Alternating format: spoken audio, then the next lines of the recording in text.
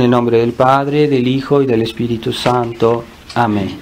Ave María Purísima. Estimados hermanos, estamos en el domingo después de la Ascensión. Estamos en este periodo de preparación a la venida del Espíritu Santo. Como nuestro Señor les dijo a los apóstoles que no los dejaría huérfanos, y que pronto les enviaría el Consolador. ¿Quién es el Consolador? El Espíritu Santo.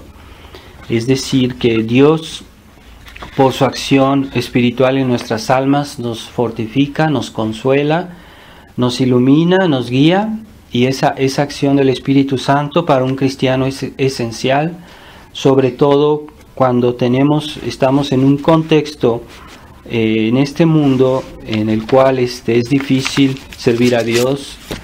Estamos muy debilitados por tantas cosas que están alrededor de nosotros.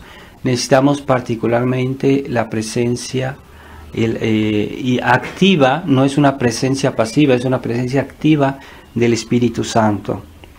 Entonces, muchas personas en nuestra época son capaces de decir que creen en Dios, o que creen en la religión católica, pero no son capaces de vivir la presencia de Dios. Eso es lo que falta mucho y lo que debilita mucho a las almas cristianas, vivir la presencia de Dios.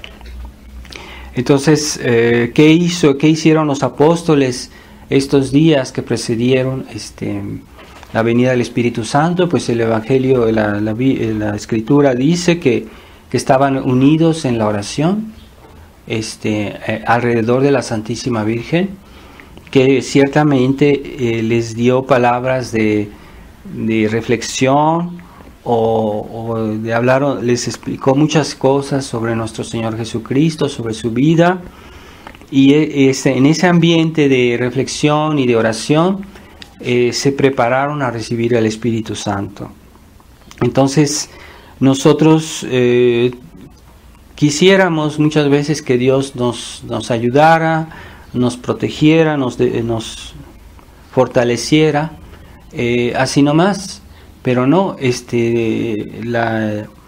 la regla general, la que Dios quiere, es que nos preparemos para recibir sus gracias, y Dios entonces se hace manifiesto en nuestra vida en la medida que nosotros nos disponemos a su acción. Así que muchos esperan que Dios haga todo, y no saben que Dios quiere que hagamos también nosotros algo. Y esa ociosidad que viven muchos católicos hoy, que están esperando que Dios los ayude, esperando que Dios haga algo, se quejan de lo que pasa en el mundo, de las desgracias que hay en el mundo, que las desgracias que hay dentro de la iglesia, incluso en la misma personas que defienden la verdadera fe, que defienden la tradición. También hay muchos que esperan que las cosas se arreglen y están ahí, espere y espere, mientras que Dios está esperándolos a ellos. Es decir, que Dios nos pide a nosotros para que Él nos dé sus gracias. Entonces, la vida cristiana no es solo recibir, es también dar, es también disponerse. Aquellos que viven una vida cristiana intensa siempre están tratando de disponerse mejor a las gracias de Dios, quitando lo malo, quitando el pecado, practicando las virtudes que nos protegen de los posibles pecados, de las posibles faltas que puedan venir, tomando precauciones para protegerse del mal, purificar el alma de todo lo que está mal, de lo que es malo, y al mismo tiempo sembrar en nuestra alma virtudes o actos buenos, oraciones, para que entonces Dios venga a darnos sus gracias. Es como un jardín, nuestra alma es como un jardín en la que hay que quitar primero la mala hierba, las piedras, hay que quitar todo lo sucio, limpiar la tierra para que después se pueda sembrar las flores de santidad, las flores de virtud. Ese trabajo es constante y nadie puede decir que ha purificado suficientemente su alma, porque siempre en nuestra alma hay algo que quitar, porque somos pecadores. Ni los santos paraban en ese trabajo constante de purificar su alma, no solo del pecado, sino también de la tendencia al pecado. No solo de la tendencia al pecado, sino también de todas esas cosas que son ocasión de pecado.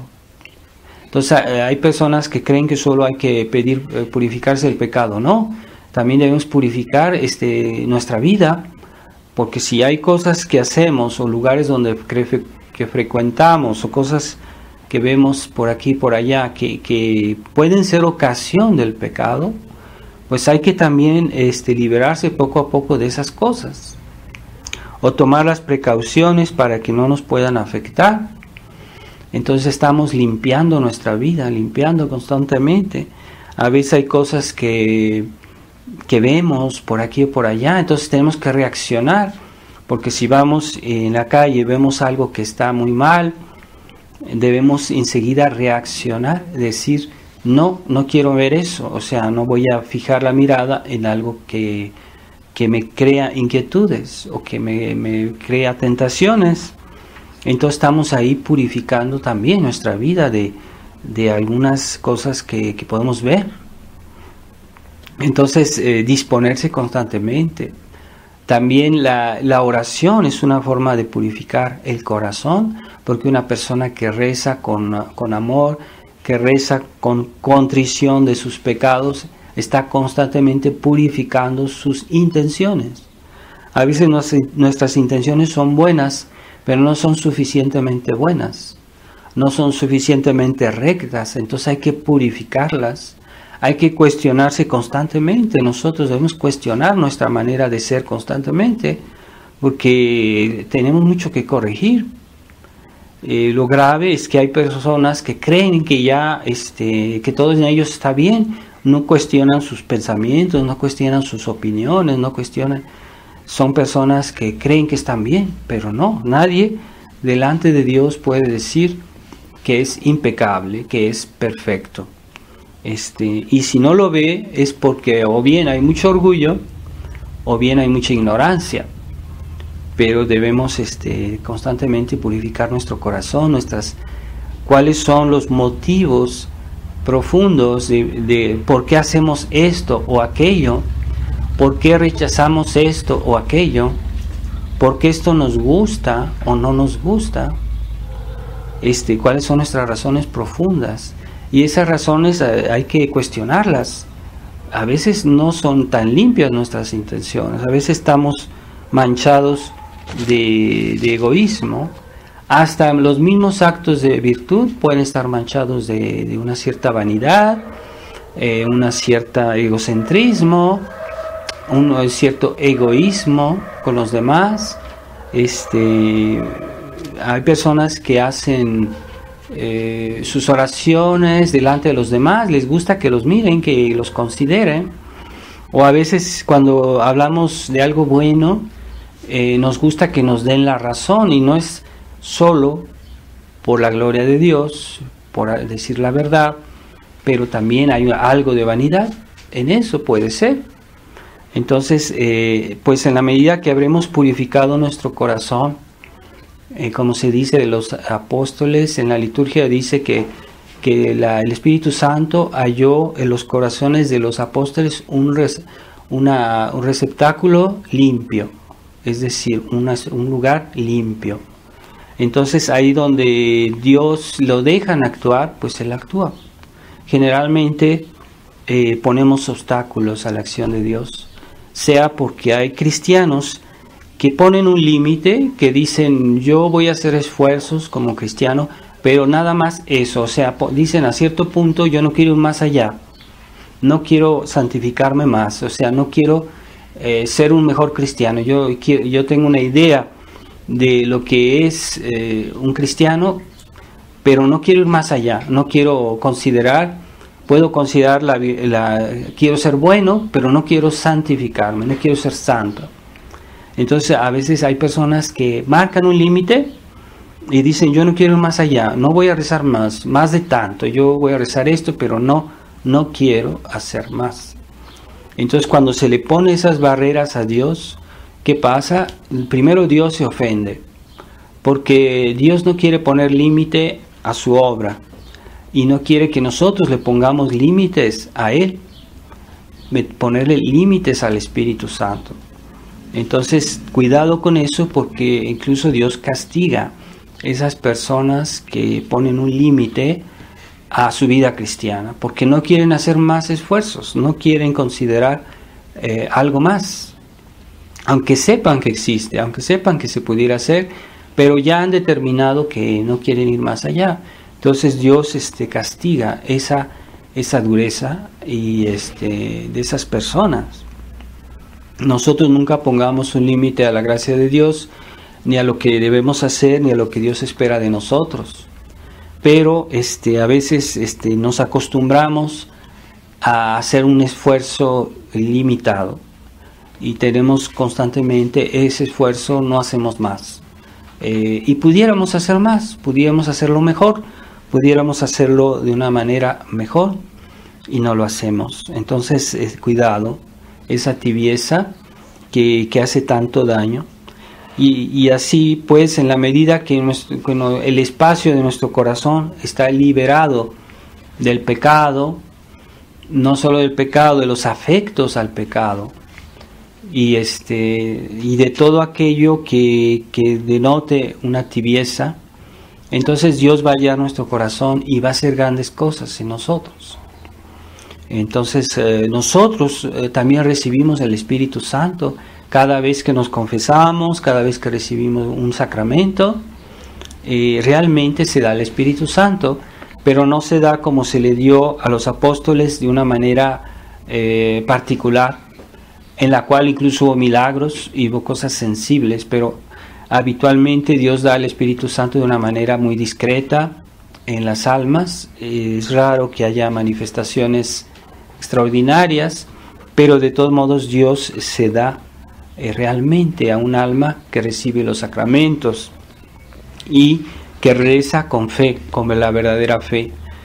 No es el caso del carismatismo, ese carismatismo que nació en el protestantismo y que después que está tachado de herejía y que es un movimiento que no es católico, que ha sido introducido en la iglesia, en la cual también dicen que reciben el Espíritu Santo, pero es toda una superstición y que se manifiestan a veces cosas extraordinarias pero Dios no puede estar presente en algo que está manchado de herejía. Entonces, ¿quién es el que está presente en esas manifestaciones extraordinarias? Pues es el demonio. Y muchos casos de personas posesas del demonio son personas que han participado en esas ceremonias carismáticas. Entonces hay que tener mucho cuidado de aquellos que dicen tener el Espíritu Santo, pero que son realmente animados por otro espíritu que no es católico. Entonces hoy hay mucho de eso, muchas personas en ese sentido que creen que reciben al Espíritu Santo en ceremonias carismáticas y en realidad reciben el espíritu diabólico. No hay que creer en eso, porque Dios se manifiesta ahí donde las personas siguen enteramente la religión católica. O sea, nuestra religión no es solo una cuestión de oración, es precedida por una cuestión de fe. Una persona que cree en toda la verdad de la iglesia, la verdad es tradicional, no la del Concilio Vaticano II, que en realidad pues no es la fe de la iglesia, es otra iglesia, otra nueva fe. Nosotros, si realmente una persona vive el cristianismo profundamente como lo vivieron los santos, pero todos los santos tenían una fe muy arraigada, en la cual estaba estaba fundamentada toda su virtud, todos sus actos, todo su amor, todas sus virtudes, fe, su esperanza y su caridad. Entonces eran santos realmente porque seguían la fe de la Iglesia. Entonces alguien que no sigue la fe de la Iglesia no puede ser santo, es imposible. Entonces queremos tener una vida cristiana sólida, fuerte, consistente, debemos tener una gran fe en primer lugar. Y eso es lo que nosotros pretendemos en la tradición, encontrar de nuevo la auténtica fe en su integridad, en su pureza, en su perfección, y esa es la garantía de que somos católicos, la primera garantía. Y el Papa, los obispos están ahí, Dios los puso ahí no como propietarios de la Iglesia, sino como custodios. ¿Y cuál es el principal misión de un pastor? Es custodiar la fe, la pureza de la fe, antes que lo demás. Así que el primer función de un papa o de un obispo es enseñar la verdad, enseñar la verdadera enseñanza de la Iglesia. Y hoy eso no parece evidente más a los nuevos pastores, que ya no enseñan la verdad. Hoy se trata todo simplemente de vivir una especie de folclore cristiano. Hacen ceremonias, hacen todo, pero no está todo eso fundamentado en la doctrina de la Iglesia. Cada quien dice las cosas de una manera diferente. Ya no hay unidad en la doctrina, en la enseñanza. Entonces, tanto para los obispos de la Iglesia oficial, como a cualquier obispo, incluso los obispos de la tradición, cuando hablamos de obispos de la tradición, ¿por qué pueden significar para nosotros más? Pues porque enseñan la verdad. Si un obispo que no dice dónde está la verdad, pues no está cumpliendo su misión. O si no dice que no esconde, si no denuncia el error, si no dice toda la verdad de la fe, de la tradición, pues está faltando a su misión. Ese obispo no sirve porque no hace su función como obispo. Entonces, un obispo que dice, no, yo soy tradicional, pero no denuncia el error, no dice toda la doctrina, por lo menos la corrobora, está incitando a esa verdad. Entonces es un obispo que no cumple su misión. Entonces nosotros, los sacerdotes, normalmente siguen al obispo, pero también participan a esa misión de enseñanza. Por eso un sacerdote tradicional que nada más se limita a decir la misa, pero que no enseña a los fieles todas las verdades y que no pone en evidencia los errores que están amenazando concretamente a los fieles, pues no está cumpliendo su misión. No es un pastor fiel, no es un pastor a seguir, lo mismo un obispo, ¿verdad? Entonces un papa, ¿verdad? Cuando ellos se separan, porque ha pasado varias veces en la historia estos casos, entonces cuando ellos se separan de la verdad, en esa medida nosotros nos alejamos de su obediencia. Y el criterio de los buenos pastores es que enseñan la verdad. Entonces hubo un concilio, me parece, estaba un santo que se llamaba San Hugo de Grenoble, que en su época el Papa no estaba hablando claramente sobre ciertos puntos de la fe, y él y otros santos escribieron al Papa y diciéndole, si usted no enseña la verdad como debe ser, nos está alejando de su obediencia. Quiere decir, pero por obedecer a la autoridad es el primer criterio para un fiel, es que el pastor enseñe la verdadera fe. y que la enseñe como es, enteramente, integralmente. Entonces, por esa razón nosotros desobedecemos, aparente desobediencia, pero real obediencia, porque estamos obedeciendo a Dios antes que a los hombres. Como dijo San Pedro, hay que obedecer a Dios antes que a los hombres, ¿no? Y justamente cuando le habían pedido los pastores de la época, que eran los pastores de la sinagoga, le habían pedido a San Pedro que no predicara el nombre de Jesús.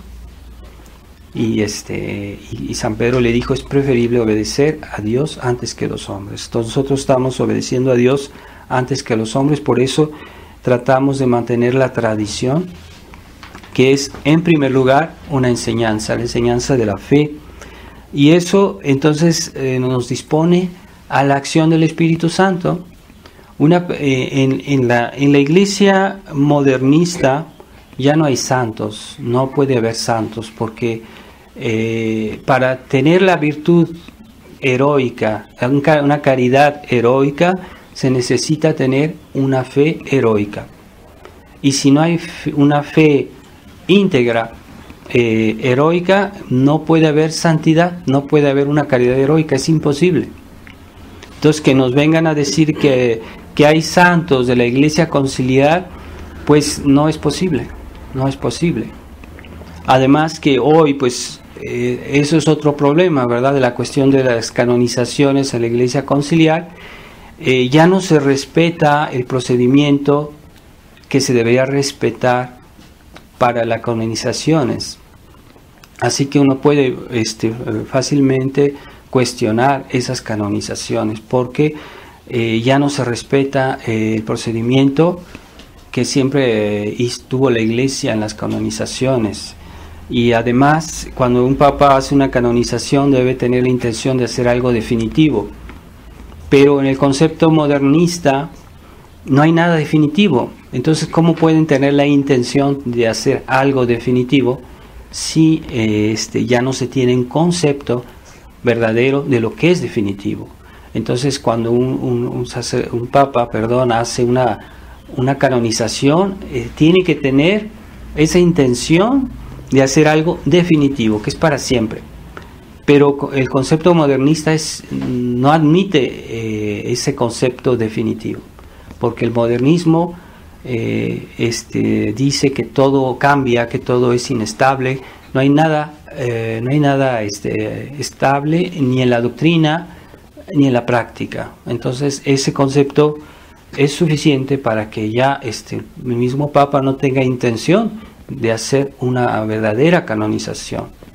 Entonces nosotros, esos santos del Concilio Vaticano II, muchos tenemos mucho que decir de ellos, y que realmente por sus actos, su vida, les dicen la verdadera santidad. Hay mucho que decir sobre muchos de esos santos de la Iglesia Conciliar, entre comillas, que no son santos, porque no pueden serlo por la falta de interés en la fe, tanto de ellos como de estas supuestas canonizaciones irregulares. No están hechas como deberían ser. Monseñor Lefebvre decía que todas esas canonizaciones, un día la Iglesia misma tendrá que reverificarlas y cuestionarlas, porque son dudosas, por lo menos. Entonces, pensemos que esta preparación de los apóstoles nosotros la estamos haciendo también para el día de Pentecostés, según nuestra dimensión, pero pues también pensemos que es alrededor de la Virgen María que se hace esta preparación. Pensemos que estamos en el mes de mayo, mes de la Virgen María. Pensemos también que estamos hoy, el día 13 de mayo, aniversario de la primera aparición de Nuestra Señora en Fátima. Entonces, Nuestra Señora es muy importante en la obra del Espíritu Santo en la tierra, porque es por ella que Dios santifica las almas. Y es por ella, es la mediadora universal de todas las gracias, es decir, todas las gracias que Dios da las da por María. Todas las gracias que podamos recibir o imaginar que pueda dar Dios, Dios las da por la intercesión, por la mediación de la Virgen María. Entonces, debemos de ser conscientes de nuestra dependencia. Claro está, de Dios, nuestra dependencia absoluta de Dios, pero Dios ha querido, por gracia, que la Virgen María también sea un canal absoluto. Es decir, que no hay gracia que Dios nos dé que no sea por la mediación de la Virgen María, por su intercesión. Ella, mediadora de todas las gracias. Entonces, queremos santificarnos, necesitamos de la Virgen María. Queremos ir al cielo, necesitamos de la Virgen María. Queremos luchar contra el mal, necesitamos de la Virgen María. Y no de una manera facultativa, accesoria, no, absoluta. No hay gracias que se dé a los hombres si no es por medio de la Virgen María. Entonces, por eso en la vida cristiana la devoción a la Virgen María no es facultativa. No es decir, yo tengo una devoción por tal santo, pero por tal santo pues no es que esté contra, pero no tengo una especial devoción. Bueno, eso lo podemos decir tal vez por los santos, pero no podemos decirlo de la Virgen María. La Virgen María es una devoción que es necesaria para todos. Y así que cualquier bien espiritual que podamos recibir, recordemos que pues por María. Así como por María recibimos a Jesucristo, es hijo de la Virgen María. Por ella lo recibimos, por ella recibimos nuestra salvación. Por ella también nos es aplicada esta salvación. Así que tengamos esa devoción particular a la Virgen, realmente particular, sobre todos los santos, todos los ángeles, después de Jesucristo, claro está, pero es la Virgen María mediadora de todas las gracias que se dan a los hombres, incluso a los ángeles. Entonces, en esta época que necesitamos la ayuda de Dios por tantas desgracias, tantos males que hay en el mundo, en la iglesia, pues es importantísimo pasar por Nuestra Señora, y nos los vino a recordar en Fátima para que recemos muchos rosarios por la conversión del mundo. Así que hoy, en este día, pues yo les animo a decir el rosario particularmente bien. Y si pueden decir los 15 misterios, pues sería lo ideal, porque es el día de la aparición de Nuestra Señora de Fátima. Y pidamos a Nuestra Señora que nos ayude a ver y nos ayude a ver lo que está mal en nuestra vida, en nuestra alma, y nos ayude a desear realmente la venida del Espíritu Santo en nuestros corazones. Este día de Pentecostés, que los que no pueden, que traten de confesarse para que puedan comulgar, y que todos estemos muy cerca de Dios, porque Él es el que nos hace vivir. Pero la primera manera y más importante de vivir pues es la vida de gracia, en la cual se da la plenitud por la acción del Espíritu Santo. Ave María Purísima, sin pecado concebida. En nombre del Padre, y del Hijo, y del Espíritu Santo. Amén.